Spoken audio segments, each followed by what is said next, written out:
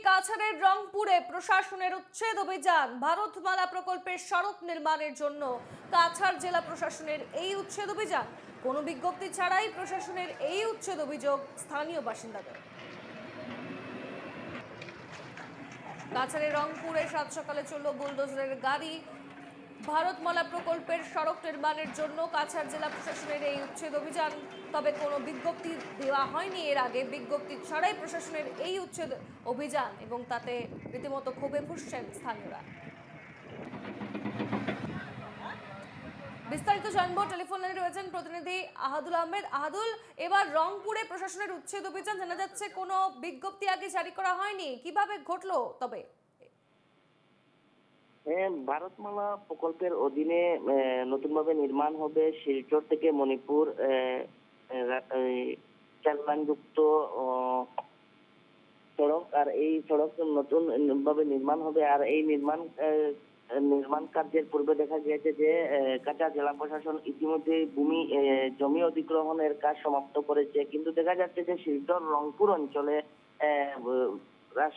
জাতীয় সড়কের পাশেই কিছু লোক দীর্ঘদিন থেকে তারা সরকারি জমি দখল করে তারা বসবাস করে আসছেন। আর এই দখলকারীদের বিরুদ্ধে প্রশাসনের আজ উচ্ছেদ অভিযান চলে।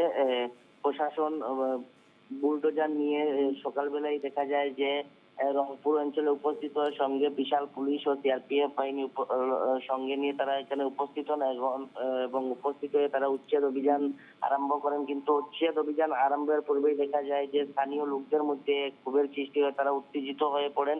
তাদের অভিযোগ প্রশাসন তাদেরকে কোনো নোটিশ প্রদান করেনি। সম্পূর্ণ হাইকোর্টের নির্দেশ অমান্য করে প্রশাসন এই উচ্ছেদ অভিযান চালিয়েছে বলে তারা অভিযোগ করেন। তাদের অভিযোগ যে কোনো নোটিশ দেওয়া হয়নি তাদেরকে। কিন্তু এই ঘটনাকে ঘিরে দেখা যায় যে উত্তপ্ত পরিস্থিতির সৃষ্টি হয়। তারপর প্রশাসনের লোকেরা তাদের কোনো বাধাই মানেননি, তারা উচ্ছেদ অভিযান চালিয়ে যান। প্রায় 20টিরও অধিক গড় বাড়ি তারা উচ্ছেদ চালান এবং দখল মুক্ত করেন সেই স্থান। এখানে একটা কথা উল্লেখ করতে হবে যে ভারতমালার অধীনে এই স্থানে রংপুর থেকে মণিপুর পর্যন্ত যাবে একটি সড়ক, 4 লাইন যুক্ত এই সড়ক নতুনভাবে নির্মাণ হবে। আর এই ঘটনাকে ঘিরে দেখা গিয়েছে যে রংপুর অঞ্চলে তীব্র চাঞ্চল্যের সৃষ্টি হয়েছে। একেবারে ধন্যবাদ আহাদুল।